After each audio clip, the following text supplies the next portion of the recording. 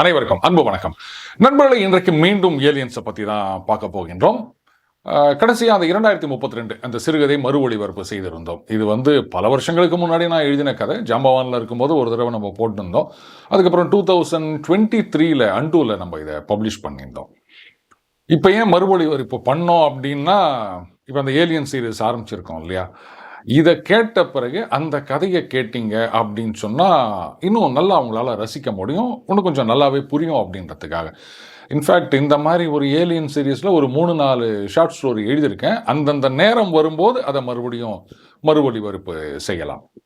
அன்றைக்கி நான் ஒரு கேள்வி கேட்டிருந்தேன். இந்த ஏலியன்ஸ் எல்லாம் நம்மளோட அறிவில் அதிகமாக இருக்காங்க அப்படின்னா அவங்க ஏன் நம்மளை கான்டாக்ட் பண்ணல? நாம தான் குண்டு சட்டியில் குதிரை ஓட்டுனுக்கிறோம். ஏன்னா இந்த ஸ்பீடு இது தாங்க நமக்கு ஒரு பெரிய பிரச்சனையாக இருக்குது. டிஸ்டன்ஸ், லைட்டோட ஸ்பீடு தான் லிமிட் அப்படின்றது ஐன்ஸ்டைனுடைய கொள்கை. ஆனால் நீல்ஸ் போர் அதிலிருந்து மாறுபடுகின்றார். இந்த என்டாங்கிள்டு பார்ட்டிகல்ஸ், அதுக்குள்ள கம்யூனிகேஷன் அப்படின்போது இந்த சிக்கல் வருது. சரி, அது வேற பக்கம் இருக்கட்டும், இப்போ நம்ம அதுக்கு போக வேண்டாம். அந்த லைட்டோட ஸ்பீடில் ட்ராவல் பண்ணணும் அப்படின்றது சான்ஸே கிடையாது. அப்படி இருக்குச்சு நம்ம பக்கத்தில் இருக்க கிரகத்துக்கு போகிறதுக்கு இவ்வளோ காலம் தேவைப்படுகின்றது அப்படின்போது அடுத்த நட்சத்திரங்கள், அடுத்த கேலக்ஸி இங்கெல்லாம் போயிட்டு டொக்கு டொக்குன்னு கதவு தட்டிட்டு நம்ம யாராவது உயிரோடு இருக்கீங்களா அப்படின்னு நம்ம கேட்டுட்டு இருக்க முடியுமா? சரி, இப்போது அன்றைக்கே பார்த்தோம், கோடானு கோடி நட்சத்திரங்கள், அதை சுற்றி கோடானு கோடி கிரகங்கள் இருக்கின்றன அப்படின்னு. அப்படி இருக்கச்ச பூமியில் மட்டும்தான் உயிர்கள் இருக்கின்றன அப்படின்னு சொல்கிறது லாஜிக்கலாக இல்லை. வேற பல இடங்களில் உயிர்கள் இருக்கலாம். அண்டு எல்லா உயிர்களும் இப்போ நம்ம அந்த அறிவியல்னு சொல்கிறோம் இல்லையா, இந்த ஸ்டேட்டஸில் ஒரே மாதிரி இருக்கணும் அப்படின்னு அவசியம் கிடையாது. பூமியில் இருக்க நாடுகள்லேயே அமெரிக்கா ஒரு லெவலில் இருப்பாங்க, ரஷ்யா ஒரு லெவலில் இருப்பாங்க, இந்தியா ஒரு லெவலில் இருப்பாங்க. இங்கே வித்தியாசம் இருக்கு இல்லையா? அப்படி இருக்கச்ச பிரபஞ்சத்தில் இருக்கின்ற கிரகங்களில் அங்கே உயிர்கள் இருந்ததுன்னு சொன்னால் அறிவியலில் எல்லாரும் ஒரே லெவலில் இருக்கணும் அப்படின்னு சொல்ல முடியாது. ஸோ இப்போ மற்ற கிரகங்களில் உயிர்கள் இருக்கின்றன அப்படின்னு சொன்னால் ஒரு சில கிரகங்களில் நம்ம பூமியில் இருக்க நம்மளை விட அறிவியலில், முன்னேற்றத்தில், டெக்னாலஜியில் லோயராக இருக்கலாம். ஒரு சில கிரகங்களில் நமக்கு ஈக்குவலாக இருக்கலாம். ஒரு சில கிரகங்களில் நம்மளை விட அதிகமாக இருக்கலாம். இன்னும் ஒரு சில கிரகங்களில் பல மடங்கு அதிகமாக இருக்கலாம். அப்போ அவங்களுடைய இன்டெலிஜென்ட் லெவல் அந்த அளவுக்கு இருக்குது அப்படின்னு சொல்லும்போது லைட்டோட ஸ்பீடு அளவுக்கு வரலன்னா கூட வேற அளவுக்கு ஏதாவது ஒரு ஸ்பீடு, இப்போ தான் அந்த வார்ம் ஹோல்றாங்க, அந்த பிளாக் ஹோலை யூஸ் பண்ணலான்னு சொல்கிறாங்க. அவங்க அவ்வளோ பெரிய அப்பாட்டாக்கராக இருந்தால் அதை ஏதாவது யூஸ் பண்ணி சருன்னு வந்துட்டு போகலாம் இல்லையா? இங்கே நம்மக்கிட்ட என்னப்பா நாங்கள் அங்கே இருக்கோம், என்ன நீங்கள் வரீங்களா அப்படின்னு நம்மக்கிட்ட கேட்கலாமே. இது வேறு இந்த யூஎஃப்ஓ, அதாவது அன்ஐடென்டிஃபைட் ஃப்ளையிங் ஆப்ஜெக்ட். நம்ம சிம்பிளாக சொல்லணும்னா பறக்கும் தட்டு. இது நிறைய இடத்துல பார்த்ததா சொல்கிறாங்க. இங்கேருந்து பூமியிலேருந்து ஒரு சில மனிதர்களை கடத்திட்டு போயிருக்கு அப்படின்லாம் வேற சொல்கிறாங்க. அதை பார்த்துருக்காங்க. அமெரிக்கா சுட்டு வீழ்த்தி விட்டது, அவங்கள உள்ளே வச்சுக்கிறாங்க, அவங்க செத்து போயிட்டாங்க இப்படின்லாம் வேற நிறைய வீடியோலாம் சுற்றிட்டு இருக்குது. ஒருவேளை அந்த மாதிரி யாராவது ஒருத்தர் பறக்கும் தட்டில் அங்கே இருந்தவங்களை இவங்க சுட்டு வீழ்த்தினாலோ, இல்லை அந்த பறக்கும் தட்டு வேற ஏதோ கிராஷ் ஆகி விழுந்துச்சுன்னாலோ, என்னடா அது நம்ம ஆளுங்க போனாங்களே, அவங்கள போய் திருப்பி கூப்பிட்டு வரணுமே அப்படின்னு சொல்லிட்டு பின்னாடியே எங்கள் அமெரிக்காவில் ஹாலிவுட்டில் மட்டும் இங்கேருந்து ஆள் அனுப்பும்போது ஏலியன்ஸ் அனுப்ப மாட்டாங்களா? அப்போ அவங்க இங்கே தேட மாட்டாங்களா? என்ன எங்கள் ஆள் வந்தாங்க, என்ன பண்ணின்னுக்கிறீங்க அப்படின்னு அவ்வளோ இன்டெலிஜென்ட்டாக இருக்கும்போது அட்லீஸ்ட் நம்ம மேலே கோவம் ஏய் எங்கள் ஆளுங்களை திருப்பி விட்றீங்களா, இல்லை அவங்கள அழிச்சிருவா அப்படின்னாவது கேட்கணும்ல. ஏன் இது வரைக்கும் எதுவுமே நடக்கலை? அப்படி இருக்குச்சு. அப்போ அந்த யூஎஃப்ஓ, பறக்கும் தட்டு அப்படின்றத நம்புறதா நம்பாமல் இருக்கிறதா? எல்லாத்துக்கும் மேலே நம்மளோட அறிவாக ஒரு கும்பல் இருக்காங்கன்னு சொன்னால் ஏன் இன்னும் அவங்க நம்மளோட பேசலை? இதுதான் கேள்வி. சரி, டிஸ்டன்ஸ் அதை கவர் பண்ண முடியாட்டாலும் நாம் இப்போ இங்கேருந்து நிறைய சிக்னல் அனுப்பிச்சுன்னுக்கிறோம்ல, அதே மாதிரி அவங்க அங்கேருந்து ஏதாவது சிக்னல் அனுப்பணுமா வேணாமா? மனுஷன் ஆர் இந்த உயிரினங்கள் தான் அவ்வளோ ஸ்பீடாக ட்ராவல் பண்ண முடியாது. ஆனால் அந்த சிக்னல் லைட்டோட ஸ்பீடில் ட்ராவல் பண்ணும்ல, இதை ஏன் பண்ணலை? இதுதாங்க முக்கியமான கேள்வி. சரி, மேக்ஸில் எப்போவுமே எக்ஸ் இஸ் ஈக்குவல் டு அப்படின்லாம் ப்ரூவ் பண்ண முடியாது. ஒரு சில சமயங்களில் எல்ஹெச்எஸ், அதாவது left side is equal to right side, இப்படி தான் நம்ம ப்ரூவ் பண்ண வேண்டியிருக்கோம். அந்த மாதிரி தான் இன்றைக்கி நம்ம பார்க்க போகிறோம். இந்த எஸ்ஓஎஸ்ன்னு கேள்விப்பட்டிருக்கீங்களா? சேவ் அவர் சோல் அப்படின்னு. அந்த 3 லாங்கு, அப்புறம் 3 ஷார்ட்டு, 3 லாங்கு அப்படின்றது. இப்போது ஒருத்தர் ஆபத்தில் மாட்டிகிட்டு இருக்கார். அவருக்கு எல்லாம் ஒரு பவர்ஃபுல் டார்ச் இருக்குது. அங்கேருந்து அவர் என்ன பண்ணுறாரு, அந்த எஸ்ஓஎஸ் சிக்னல் அதை காமிக்கிறார். இது எஸ்ஓஎஸ் சிக்னல் அப்படின்னு இந்த பக்கம் இருக்கவருக்கு தெரிஞ்சால் மட்டும்தான், ஆஹா அங்கே யாரோ ஆபத்தில் சிக்கினுக்கிறாங்க, அதனால தான் இப்படி ஒரு சிக்னல் காமிக்கிறாங்க, நாம் போய் காப்பாற்றணும் அப்படின்னு தோணும்.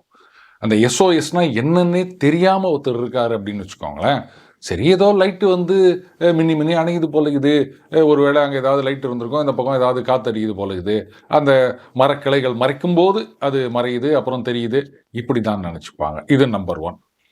நம்பர் 2 செனரியோ என்னன்னா, அந்த லைட் சோர்ஸ் பல்பு இருக்கு இல்லையா, அந்த பல்புனா என்னன்னே தெரியாத ஒரு ஒரு 300 500 வருஷங்களுக்கு முன்னாடின்னு வச்சுப்போமே, அப்போ இந்த மாதிரி டார்ச் பல்புன்றது இல்லாத காலத்துலன்னு வச்சுப்போம். அந்த மாதிரி நேரத்தில் வந்து இந்த மாதிரி லைட் எரிஞ்சுதுன்னு சொன்னால் பயம்தான் வரும். இது என்ன மாதிரி இருக்குது, நெருப்பு மாதிரி தெரியலையே. ஏன்னா நெருப்புன்னா ஒரு அன்ஷேப்பாக என்னதான் இப்படி இருந்தாலும் ஒரு பர்ஃபெக்ட் ரவுண்டாக இருக்காது. அப்போது இது மாதிரி இல்லையே, இது வேற ஏதோ மாதிரி இருக்குது அப்படின்னு பயந்துங்கன்னு ஓடி போயிடுவாங்க. ஸோ அங்கேருந்து மெசேஜ் அனுப்புகிறாங்க ஒரு ஏலியன்ஸ் அப்படின்னு சொன்னால் அது மெசேஜ்ன்றது முதல்ல நமக்கு தெரியணும். ஆர் இந்த மாதிரி ரூபத்தில் மெசேஜ் அனுப்ப முடியும் அப்படின்றது நமக்கு தெரியணும். இது ரெண்டுத்தில் ஏதாவது ஒன்று தெரிஞ்சால் மட்டும்தான் அந்த மெசேஜை நம்ம ரிசீவ் பண்ண முடியும். நவ் அந்த ஏலியன்ஸ் வந்து ஏதோ மெசேஜ் அனுப்புகிறாங்க, ஆனால் அது மெசேஜ்ன்னே நமக்கு தெரியலை, நாம் அதை கடந்து போய் கொண்டிருக்கின்றோம் அப்படின்னா அப்போ அந்த ஏலியன்ஸ் என்ன நினைப்பாங்க, அவங்க ஒரு கிரகத்தில் இருக்காங்க அப்படின்னா நாம மட்டும்தான் இந்த பிரபஞ்சத்தில் உயிரோடுகிறோம் பொழுது, இத்தனை நாளாக நம்ம சிக்னல் அனுப்பிச்சுன்னுக்கிறோமே, ஒரு பய கூட அந்த சிக்னலை பிடிச்சின்னு ரெஸ்பாண்ட் பண்ணல. அண்டு யாருமே வந்து நம்மள மாதிரி சிக்னல் அனுப்பவே இல்லையே, ஏன்னா அவன் அனுப்புகிற சிக்னல் வேற நம்ம அனுப்புகிற சிக்னல் வேற இல்லையா அப்படின்னு நினச்சாங்கன்னா அதை தப்புன்னு சொல்ல முடியுமா? இதுக்கு தான் சொல்றது, absence of evidence cannot be taken as evidence of absence. ஒரு எவிடன்ஸ் இல்லை அப்படின்றதுனாலேயே அங்கே எதுவுமே இல்லை அப்படின்ற முடிவுக்கு நாம் வந்துடக்கூடாது. ரைட். அடுத்தது, இப்போ ஏலியன்ஸ் வந்து இங்கே பூமிக்கு வராங்க அப்படின்னே வச்சுப்போமே. எதுக்கும் ராத்திரி வந்து இந்த கதவெல்லாம் நல்லா இழுத்து பூட்டி வைங்க, அவங்க பாடி வந்து கதவை தட்ட போகிறாங்க. வராங்க அப்படின்னு சொன்னால் அவங்க நம்மளோட எப்படி கம்யூனிகேட் பண்ணுவாங்க? இதுதான் கேள்வி. என்ன சார் இது கேள்வி? அப்படியே வந்தாங்கன்னா அவங்க ஏதோ ஒரு பாஷை பேச போகிறாங்க, நமக்கு தெரியாது. அதான் கம்ப்யூட்டர் இருக்குது, அது வந்து எல்லாம் கண்டுபிடிச்சி கொடுத்துரும் இப்படின்னு ஈஸியாக சொல்லலாம். ஆனால் நம்மளுடைய கம்ப்யூட்டர் ஆப்ரேட்டிங் சிஸ்டம் இங்கே பார்த்தீங்கன்னா விண்டோஸ் இருக்குது, லினக்ஸ் இருக்குது, மேக் ஓஎஸ் இருக்குது, ஒன்னோட்டோட ஒன்று அந்த கம்பேட்டிபிலிட்டி அப்படின்ற பிரச்சனை இருக்குது. அப்படி இருக்குச்சு அந்த ஏலியன்ஸ் அவ்வளோ தூரத்துலேருந்து வராங்கன்னா அவங்களும் இது மாதிரி வச்சுருப்பாங்க அப்படின்லாம் சொல்ல முடியுமா? கம்பேட்டிபிலிட்டி இஷ்யூ வரும். அடுத்தது, அந்த லாங்குவேஜ் வந்து நம்ம பூமியில் இருக்கிற லாங்குவேஜோட ஸ்ட்ரக்சர் இதை ஒத்து இருக்கணும்னு அவசியம் கிடையாது. அது வேற எப்படி ஒன்றா இருக்கலாம் இல்லையா? அதனால் அதை வந்து டீகோட் பண்ணுறது அப்படின்றது கம்ப்யூட்டருக்கு சிரமமாக இருக்கும். சரி விடுங்க சார், எல்லாத்துக்கும் மேலே இந்த சைகை இருக்குது சார், இதை விடவா ஒரு லாங்குவேஜ் வேணும்? எக்ஸலண்ட் ஆன்சர், சைகை தான்.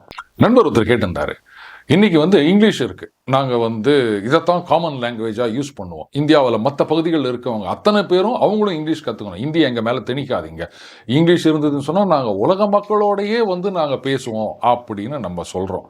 ரைட். இங்கிலீஷ் அப்படின்றது வந்து ஒரு 100 200 300 வருடங்களில் நம்ம நாட்டில் வேரூன்றிய ஒரு மொழி அப்படின்னு வச்சுக்கலாமா? சரி, அதுக்கு முன்னாடிலாம் இங்கிலீஷ் இல்லாதப்போ நம்ம பாரத தேசத்து மக்கள் என்ன லாங்குவேஜில் ஒருத்தரோட ஒருத்தர் பேசியிருந்தாங்க? இங்கேருந்து காசிக்கு போகிறது, அங்கேருந்து ராமேஸ்வரம் வருது, இது வந்து இந்த ஆன்மீகம் சம்பந்தமுடைய விஷயங்கள். நாடு முழுக்க ஆதிசங்கரர் வந்து இந்தியா முழுக்க போனார், எல்லா இடங்களிலும் மடங்களை ஸ்தாபித்தார். அப்போ இங்கிலீஷ் கிடையாது, சரியா? அதே மாதிரி இந்த கடாரம் கொண்டான் அப்படின்னு நம்ம தமிழ் மன்னர்களை சொல்றோம். எங்க கடாரம் வரைக்கும் போயிட்டு வெற்றி கொடி நாட்டி விட்டு வந்தார்கள். அதே மாதிரி நம்ம தமிழ் வணிகர்கள் இவங்கெல்லாம் வந்து மற்ற தேசங்களில் போயிட்டு வாணிபம் செய்துட்டு வந்திருக்காங்க கப்பல் மூலமா. அங்கெல்லாம் என்ன பாஷை பேசினாங்க? எப்படி அங்கேயும் வந்து இங்கிலீஷ் இருந்ததா? அவங்க இல்லாமல் வந்து இங்கிலீஷில் தான் பேசினாங்களா? இல்லை எல்லா நாடுகள்லையும் அப்போ தமிழ் தெரிஞ்சிருந்ததா? ரோமானியர்கள் இங்கே வந்து வியாபாரம் பண்ணிட்டு போய்கிறாங்க, நாம் இங்கேருந்து ரோமானியர்களுக்கு இந்த மிளகு இன்னும் பல விஷயங்களெல்லாம் நம்ம அமைச்சிருக்கோம், நாம் வியாபாரம் பண்ணுறோம் அவங்களோட. அரபு தேசங்களிலிருந்து குதிரைகள் இங்கே வந்து இறங்கி இருக்கின்றது. என்ன லாங்குவேஜில் பேசினோம்? சரி, சைகை, அதுக்கப்புறம் இன்னும் சில விஷயங்கள் மூலமாக வந்து நம்மளுடைய கருத்துக்களை ஒருத்தரோட ஒருத்தர் பகிர்ந்து கொள்கிறோம். இது வரைக்கும் நமக்கு புரிஞ்சிடுச்சுங்க. அப்போ அதே மாதிரி ஏலியன் வந்தது அப்படின்னு சொன்னால் அவங்களும் வந்து இந்த மாதிரி சைகையில் இது மாதிரிலாம் புரிய வைக்கலாமே அப்படின்னு. Very good, very good. இப்போ நான் உங்களை ஒரு கேள்வி கேட்குறேன். இது வந்து நான் நந்தன ஆர்ட்ஸில் படிக்கும்போது என்னுடைய தமிழ் பேராசிரியர் நாராயணன் அவர்கள், அவரோட பேசிட்டு இருக்கும்போது கேட்ட கேள்வி, என்ன தமிழ் வகுப்பில் ஏலியன்ஸ் அப்படின்னு கேட்காதீங்க. எந்த காலத்தில் பசங்கள்லாம் வந்து லாங்குவேஜ் கிளாஸ் அட்டன் பண்ணியிருக்காங்க, நானும் ஒரு சில நண்பர்கள் மட்டும்தான் அட்டன் பண்ணுவோம். அப்போ வந்து பாடத்தையும் தவிர்த்து இன்னும் பல விஷயங்களையும் நாங்கள் டிஸ்கஸ் பண்ணிட்டு இருப்போம். அஃப்கோர்ஸ் நானும் என்னுடைய பேராசிரியர் மட்டும்தான், மற்றவங்கெல்லாம் பார்த்துட்டு இருப்பாங்க நண்பர்கள்லாம். அப்போ அவர் கேட்டார், இதே கேள்வி தான் அவர் கேட்டேன். அப்போ அவர் சொன்னார், சரி அருண், நீ வந்து ஒரு இன்டெலிஜென்ட் க்ரீச்சர் தானே அப்படின்னாரு. என்ன சார் இப்படி கேட்குறீங்க, ஏதோ கொஞ்சம் அறிவு இருக்குது சார் அப்படின்னு. மற்ற விலங்குகளை விட உனக்கு அறிவு இருக்கா அப்படின்னாரு. நிச்சயமாக இருக்குன்னு நினைக்கிறேன் சார் அப்படின்னு. சரி, ஒரு நாயோட பேச முடியுமா அப்படின்னாரு. பேச முடியாது, பட் நம்ம ஒரு சில நேரங்களில் அப்படி கல்லெடுத்து அடிக்கிற மாதிரி ஆக்ஷன் பண்ணுறது, ஆர் ஜூஜு வா வா அப்படின்னு கூப்பிடுறது, அதெல்லாம் வந்து அந்த மெசேஜ் கன்வே ஆகும். நம்ம வீட்டில் வளர்கிற நாய் அப்படின்னு சொன்னால் ஓரளவுக்கு நம்ம பழக்கி வச்சுருப்போம். அது வந்து நாம் என்ன சொல்கிறோம் அப்படின்றத புரிஞ்சுக்கும். அதே மாதிரி அது என்ன சொல்ல வருதுன்றதும் நமக்கு பல நேரங்களில் புரியும் அப்படின்னு. வெரி குட், இதுதான் எனக்கு வேணும். உங்கள் வீட்டில் அந்த எறும்பு அதெல்லாம் ஓடுமா அப்படின்னாரு. அப்பப்போ வரும் சார், எறும்பு பவுடர் போட்டுருவோம் அப்படின்னு. அந்த எறும்போட என்னைக்காவது பேசியிருக்கியா அப்படின்னாரு. சார் எறும்போடவா? என்னையா? இல்லை சார், அதோட எப்படி சார் பேச முடியும், அது தமத்துண்டு சார். கரெக்டு, ஆனால் நீ எவ்வளோ பெருசு, எவ்வளோ இன்டெலிஜென்ட். நாயோட கம்பேர் பண்ணும்போது எறும்புக்கு அறிவு கம்மி அப்படின்னு சொல்கிறோம்ல. அப்போ அந்த நாய்கிட்ட ஒன்னால் கன்வே பண்ண முடியும் போது எறும்பு கிட்ட ஏன் கன்வே பண்ண முடியல? எறும்போட தப்புன்னு சொல்லாத, நீ வந்து ரொம்ப பெரிய இன்டெலிஜென்ட்னு சொல்லி நிற்கிறல்ல, அப்போ it is your failure, you are not able to convey to the எறும்பு அப்படின்னாரு. இப்படி யோசிச்சு பாருங்க. இப்போ பல்லி இருக்குது, அது எல்லார் வீட்லையும் இந்த பல்லி தொல்லை ஒரு பெரிய தொல்லைங்க. இந்த பல்லி கிட்ட நம்ம பேச முடியுமா? முதல்ல அந்த பல்லிக்கு நாம் வந்து ஏதோ ஒரு உருவம் அசையுது, ஒரு ஆபத்து அப்படின்றது ஒன்றா தெரியலாமே தவிர, இது மனுஷன், இவங்க வீட்டில் நாம் இருக்கோம், அதனால தான் அவன் நம்ம மேலே கடுப்பாக இருக்கான் அப்படின்றது அதுக்கு புரியுமா? தெரியல. ஆனால் சர்க்கஸில் வந்து யானையை பழக்கிறோம், சிங்கத்தை பழக்கிறோம், புலியை பழக்கிறோம், இதெல்லாம் வந்து நாம் சொன்ன மாதிரி கேட்டு ஆடுது. மனுஷ குரங்கு இதெல்லாம் வந்து நம்ம சொன்ன மாதிரி செய்யுது. ஏன் இதெல்லாம் சினிமாவில் எவ்வளோ வச்சு நம்ம இது பண்ணியிருக்கோம். ஆனால் பாம்பை கூட பழக்கியிருக்காங்க ஒரு அளவுக்கு. ஒரு தேளை இல்லை ஒரு பல்லியை இல்லை ஒரு கரப்பாம்பூச்சியை ஒரு பூரானை நம்மளால பழக்க முடியுமா? சில நேரங்கள் இப்படி பண்ணலாம். அதாவது இங்கே போய் உக்காந்தா இதுக்கு இறை கிடைக்கும் அப்படின்ற மாதிரி சில நேரங்களில் சில இன்செக்ட்ஸை நம்ம ட்ரெயின் பண்ணலாம். ஆனால் நாம் சொல்கிற மாதிரி முன்னாடி வா பின்னாடி வா ஷேக்கன் கொடு இப்படிலாம் நம்ம அந்த சின்ன இன்செக்ட்ஸை ட்ரெயின் பண்ண முடியாது. அவ்வளோ பெரிய இன்டெலிஜென்ட்னு சொல்கிறோம், ஆனால் ஒரு சில விலங்குகளை மட்டும்தான் நம்மளால் ட்ரெயின் பண்ண முடியுது. அதே மாதிரி வருகின்ற ஏலியன் அதனுடைய சைஸ் அப்படின்றது வந்து ரெண்டுத்துக்கும் நம்மளுக்கும் அந்த ஏலியன்ஸுக்கும் கொஞ்சமாவது இப்போ ஒரு நாய்க்கும் மனுஷனுக்கும் மாட்டுக்கும் மனுஷனுக்கும் அப்படின்ற மாதிரி ஒரு தொடர்பு இருக்க வேண்டும். அப்படி இல்லைன்னு சொன்னால் அது ரொம்ப சின்ன சைஸில் இருந்தாலோ இல்லை அரூபமாக இருந்தாலோ இல்லை வந்து மிகப்பெரிய பிரம்மாண்ட சைஸில் இருந்தாலோ அந்த கம்யூனிகேஷன் அப்படின்றது அச்சீவ் பண்ண முடியாமல் போயிடும். ஒத்துக்கிறீங்களா? சார் அவ்வளோ பெரிய சைஸில் என்ன சார் இருக்கும், என்னதான் மிஞ்சி போனாலும் ஒரு 7 அடி 8 அடி அப்படின்னா, டைனோசார்கள் அப்படின்னு இந்த பூமியில் ஒரு காலத்தில் சுற்றி இருந்ததுங்க, அதுங்கெல்லாம் எத்தனை அடி அப்படின்னு பார்த்தோன்னா நம்ம இந்த மாதிரிலாம் பேச மாட்டோம். அண்ட் ஒரு எறும்பை பொறுத்த வரைக்கும் எதுனா சொன்னால் மிஞ்சி மிஞ்சி போனால் கட்டெரும்பு, அது என்ன நம்மளை விட இவ்வளோ பெருசு இருக்குமா, இதுக்கு மேலெல்லாம் ஜீவராசிகள் இருக்க முடியாது அப்படி தான் எறும்பு பேசிகிட்டு இருக்கோம். அதே மாதிரி தான் நாமளும் பேசிகிட்டு இருக்கோம். அடுத்த பிரச்சனை என்னன்னா, அந்த ஏலியன்ஸ்க்கும் நமக்கும் கம்யூனிகேஷன் இல்லாமல் இருப்பதற்கு. இப்போ உதாரணத்துக்கு நான் சொன்னேன், எல்லா நேரங்களிலும் வந்து எல்லா விலங்குகளோடும் நம்ம வந்து மெசேஜை கன்வே பண்ண முடியாது. உதாரணத்துக்கு நமக்கு முன்பின் தெரியாத ஒரு தெருநாய் அப்படின் போது அதுக்கிட்ட ஏதாவது ஒரு பிஸ்கெட்டை நம்ம சில சமயம் காமிச்சோம் அப்படின்னா அதை பார்த்து அது வாலாட்டின்னு வந்தால் உண்டு. மற்றபடி அந்த ரோட்டில் போகிற வர வண்டியெல்லாம் பார்த்து லொல்லுன்னு கத்துற நாயாக இருந்தது அப்படின்னு சொன்னால் நீங்கள் பிஸ்கெட்டை நீட்டினாலும் அது உங்கள் பின்னாடி வராது, உருன்னு தான் கத்தும். இதே மாதிரி பல விலங்குகள் இருக்கின்றன. 2 நாய் சண்டை போட்டு நிற்குது அப்படின்னு சொல்லும்போது நாம் போயிட்டு இருங்க சண்டை இது எதற்குமே தீர்வாகாது, அமைதியான முறையில் பேச்சுவார்த்தை நடத்துவோம் அப்படின்னு போய் சொல்லி பாருங்க, 2த்துல ஏதோ ஒன்று நம்மளை கட்சி போடும். கரெக்டா? அப்போ அதே மாதிரி ஒரு ஏலியன் இங்கே வராங்க அப்படின்னு சொன்னால் இங்கே எல்லாரும் சண்டை போட்டுட்டு இருக்கிறத பார்க்குறாங்க.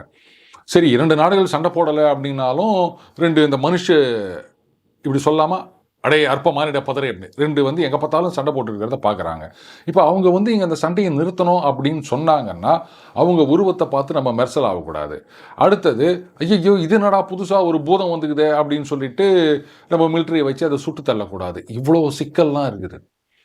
அவங்க வந்து ஒரு நல்ல எண்ணத்துடன் தான் வந்திருக்கின்றனர். அவங்க அனுப்பிச்சிருக்கிறது ஒரு நல்லெண்ண தூதுக்குழு அப்படின்றது நமக்கு எப்படி தெரியும்? அதை ஏத்துக்காம ஐயோ இவங்க வந்து நம்மளை சாப்பிட வந்துட்டாங்க. ஏன்னா ஏலியன்ஸ் அப்படின்னால நம்ம இப்படி தானே ஒரு கற்பனை பண்ணி வச்சுக்கிறோம். நம்மளெல்லாம் தூக்கின்னு போயிடுவாங்க, அப்படியே வறுத்து தின்னுருவாங்க, இல்லை நம்மளை ஆக்குபை பண்ணுறதுக்கு தான் வராங்க, இப்படி தானே நம்ம நினச்சிட்டு இருக்கோம். அப்போது நம்மளுடைய ரியாக்ஷன் அப்படின்றது வந்து ஒரு எதிரியை பார்த்தா என்ன பண்ணுவோமோ அந்த மாதிரியாக தான் ரியாக்ஷன் இருக்கும். ஸோ ஒருவேளை ஏலியன்கள் ஒரு காலத்தில் இங்கே வந்திருக்கலாம். அப்போ இங்கே இருந்த மக்களுடைய ரியாக்ஷன் வந்து மோசமாக இருந்திருக்கலாம். அதில் யாரையாவது 2 பேரை ஒருவேளை கத்தி கபடாக இருந்த காலத்தில் அப்படின்னா கத்தியால் கொண்டு இருக்கலாம். அதை வந்து கூட வந்தவங்க அப்படியே அவங்க நாட்டு வீடியோ எடுத்துகிட்டு போயிட்டு காமிச்சிருக்கலாம். ஐயா அங்கே இருக்கிற அந்த அற்ப மானிடப்பதர்கள் அதுங்களாம் ஜென்மங்களே கிடையாது, நல்லதனமாக சொல்ல போனாலும் அதுங்க கத்தி எடுத்துன்னு குத்த வருதுங்க, அப்படியே அடிச்சின்னு சாப்பிட்டோம், அந்த பக்கமே போவாத அப்படின்னு சொல்லலாம். அதனாலையும் ஏலியன்ஸ் நம்ம கூட கம்யூனிகேட் பண்ணாமல் இருக்கலாம் இல்லையா? சரிங்க, அவங்க எப்படி ஒன்றா இருக்கட்டும், நாம் வந்து நல்லெண்ண தூதுக்குழு தான் வந்து மற்ற கிரகங்களுக்கு அனுப்ப போகின்றோம். ஸோ இப்போ வந்து மற்ற கேலக்ஸி அங்கே இருக்கிற இதுக்கெல்லாம் வந்து நம்ம அனுப்பணும் அப்படின்னா எப்படி அனுப்புவது? அதுக்கு முன்னாடி அனுப்புறது சரியா தவறா? இந்த 2 விஷயங்களை பற்றி வருகின்ற பதிவுகளில் பார்க்கலாம் நண்பர்களே. மீண்டும் அடுத்த ஒரு இணைந்திருப்போம். வணக்கம்.